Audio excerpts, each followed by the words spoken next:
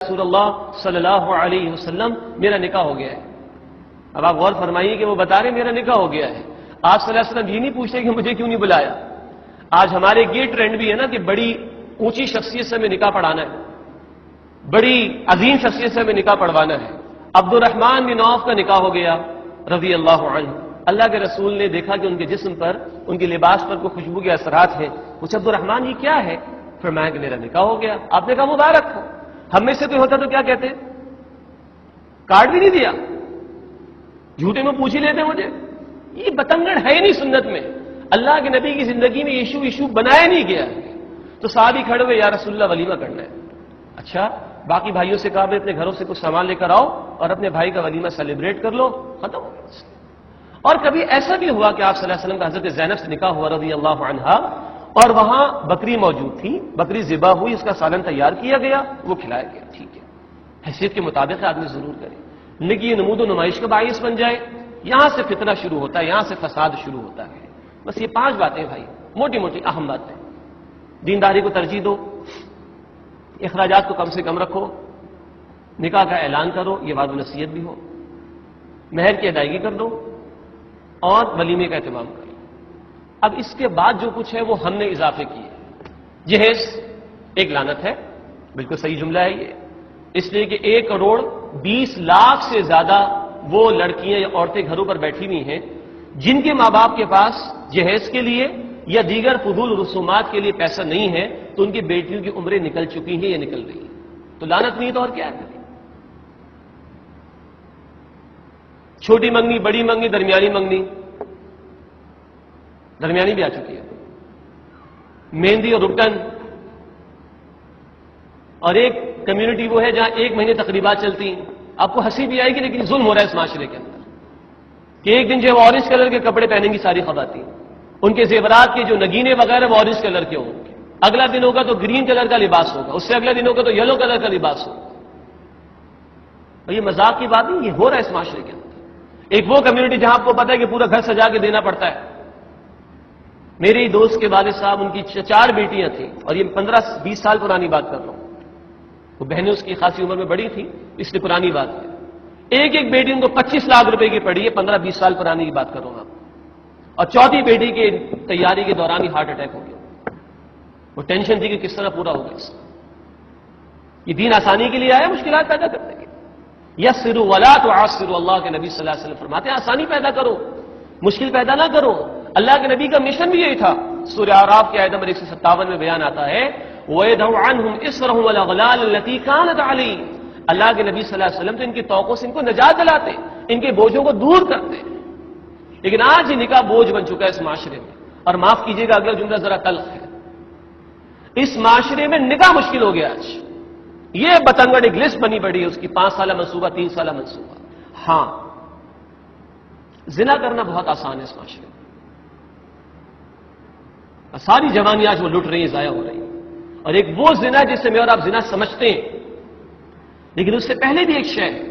اللہ کے نبی صلی اللہ علیہ وسلم نے فرمایا کہ آنکھیں بھی زنا کرتی ہیں، کان بھی زنا کرتے ہیں، زبان بھی زنا کرتی، دل بھی زنا کرتا ہے، اور ہاتھ بھی زنا کرتا ہے، اور پیر بھی زنا کرتا ہے۔ یہ مسلم شریف کی روایت ہے۔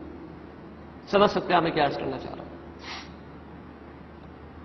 اس حوالے سے یہ وقت آپ کا لیا جا رہا ہے۔ یہ ریکارڈنگ بھی جو لوگ کروا رہے ہیں، ایک جو فیملی ہے وہ اسی لیے کرا رہے ہیں، پہلے بھی انہوں نے کرائی، آج پھر کرا رہے ہیں کہ بھئی پہنچے تو صحیح لوگوں تک میسج، کوئی احساس سے زیاں تو پیدا ہو کہ زندگی کا مقصد صرف نکاح کرنا ہی رہ گیا اور اسی کی تیاری رہ گیا۔ ایک شخص کی 2-4 بیٹیاں ہو جائیں تو وہ بیچارہ اسی میں اس کی زندگی ختم ہو جائے۔ کچھ تو اللہ کے بندوں خوف کرنے کی کوشش کی جائے۔ تو یہ وہ پہلو ہے کہ جس کی طرف توجہ کرنی چاہیے۔ ایک سوال وہ قرض رہ گیا، ہمارے پاس پیسہ ہم نے خرچ کر دیا تو کون سی بڑی بات؟ نکاح کیا مسئلہ ہے؟ ہم مہندی پہ لاکھ روپے کا کھانا کھلا دیں، بلکہ لاکھوں روپے کا کھانا کھلا دیں، یہ عام طور پر بات کہی جاتی ہے۔ اس کا جواب بھی سن لیجیے۔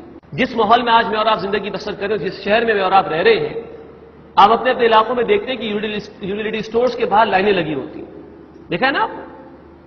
اور آپ نے اپنے ایریاز کے اندر کچرا کنڈی کی جگہوں پر دیکھا ہوگا کہ کچھ بچے کچھ چن کے کھا بھی رہے ہوتے ہیں۔ آپ میں سے اکثر کی گاڑیاں ورک شاپ پہ جب جاتی ہوں گی تو وہاں آپ نے ایک چھوٹے کو کام کرتے ہوئے دیکھا ہوگا۔ آپ نے سول کے پاس سے گزرتے ہوئے کبھی کسی بوڑھے یا بوڑھی کو دوائی کے لیے روتے ہوئے دیکھا ہوگا۔ آپ نے جنا ہاسپٹل کے باہر کسی کو اپنے بچے یا بچی کے لیے دوائی کے لیے تڑپتے ہوئے دیکھا ہو؟ اگر ان سوالات کا حل ہو چکا ہے تو شاید تو گنجائش نکلتی بھی ہو، ورنہ کیسے ہمارا ایمان گوارا کر لیتا ہے فضولیات اور اخراجات کا، جبکہ اللہ کے رسول صلی اللہ علیہ وسلم یہ فرما رہے ہیں کہ وہ مؤمن نہیں ہے جو پیٹ بھر کے سو جائے اور اس کا پڑوسی بھوکا رہے۔ آج تو ہمارے پڑوس میں حالت ہو چکی ہے۔ پھر ہم جس محمد کریم صلی اللہ علیہ وسلم کے امتی ہیں، تو اس امت کو ایک بہت بڑا مشن دیا گیا تھا، اور وہ مشن ہے سورہ آل عمران آیت نمبر 110 میں بھی، کنتم خیر امۃ اخرجت للناس تأمرون بالمعروف وتنہون عن المنکر وتؤمنون باللہ، تم بہترین امت ہو، تمہیں لوگوں کے لیے پیدا کیا گیا، تم نیکی کا حکم دو گے اور بدی سے منع کرو گے۔ اس امت کو یہ مشن بھی دیا گیا سورہ شورى آیت نمبر 13 میں، اقیموا الدین ولا تتفرقوا فیہ، دین قائم کرو، اس بارے میں تفرق میں نہ پڑو۔ کیا آج 6.5 ارب انسانوں تک اللہ کا پیغام پہنچ چکا ہے؟ ہدایت پہنچ چکی ہے ان لوگوں تک؟ یہ مشن پائے تکمیل کو پہنچ چکا ہے؟ کیا آج اللہ کی زمین سے فساد ختم ہو گیا ہے؟ اللہ کا دین نافذ ہو چکا ہے؟ اگر نہیں اور یقیناً نہیں تو کیسے وقت ہے ہمارے پاس فضولیات کے لیے؟ کیسے روپیہ پیسہ ہمارے پاس ہے برباد کرنے کے لیے؟ سمجھ نہیں آتی۔ یہ ہے اس کا جواب، یہ بندوں کے حقوق اور اللہ کے دین کا حق۔ اتنا بڑا کام، اتنا بڑا مشن ہمارے سامنے ہو تو گنجائش بنتی نہیں ہے پھر فضولیات میں اپنے پیسے کو برباد کرنے کی، اس لیے کہ مال بھی اللہ کی نعمت ہے اور کل اس کا جواب بھی دینا ہے۔ حدیث جامع ترمذی کی، اللہ کے نبی صلی اللہ علیہ وسلم نے فرمایا کہ بندے کے قدم قیامت کے دن اس کی جگہ سے ہٹ نہیں سکیں گے جب تک کہ 5 سوالات کے جوابات وہ پیش نہ کر دے۔ نمبر 1، بتاؤ زندگی کہاں لگائی؟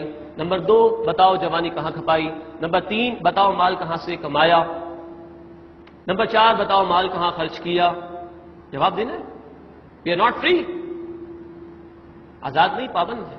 مال کہاں سے کمایا، مال کہاں خرچ کیا، اور نمبر 5 جو علم حاصل کیا اس پر کتنا عمل کیا۔ یہ تھی چند گزارشات جو میں آپ کے سامنے رکھنا چاہ رہا تھا۔ اللہ تعالیٰ سے میں دعا کرتا ہوں کہ اللہ ہم سب کو ان باتوں کی سمجھ عطا فرمائے، تمام فضولیات سے، خلاف شریعت امور سے اللہ ہمیں محفوظ رکھے، اور پھر وہ شادی بیاہ کے موقع پر جو گناہوں کے دھندے ہیں، وہ گانے باجے اور یہ ساری کی ساری چیزیں، اللہ ان سے ہمیں محفوظ رکھے، تاکہ نکاح کی جو مسنون طریقے پر ہو، جو برکات ہیں، وہ برکات اللہ سبحانہ و تعالی ہمیں عطا کر سکے۔ 1-2 باتوں کی وضاحت ہے، پھر انشاءاللہ ایجاب و قبول، اور اس کے بعد ہم دعا کریں گے۔ جیسے کہ عرض کیا گیا تھا کہ آج 2 نکاحوں کا انعقاد ہے، اور یہ ویڈیو ایک بن رہی ہے آپ کے سامنے۔ تو اس کی بنیادی وجہ یہی ہے کہ جو ایک فیملی ہے، فہد آغا بھائی کی جو دلہا ہے ہمارے، ان کی فیملی کی طرف سے یہ درخواست آئی تھی کہ ہم چاہتے ہیں کہ یہ ریکارڈنگ ہو اور پھر وہ اپنے رشتہ داروں میں، دوست احباب میں اس کو تقسیم کریں۔ تو یہ ایک فیملی کی طرف سے تھا تاکہ یہ گزارشات ریکارڈ ہو جائیں اور اس کو آگے بھی بڑھانے کی کوشش کی جا سکے۔ یہ تھوڑی سی وضاحت تھی جو میں چاہ رہا تھا کہ آپ کے سامنے ہو جائے۔ اب انشاءاللہ ایجاب و قبول ہے، اس کے بعد ہم دعا کا سلسلہ کریں گے۔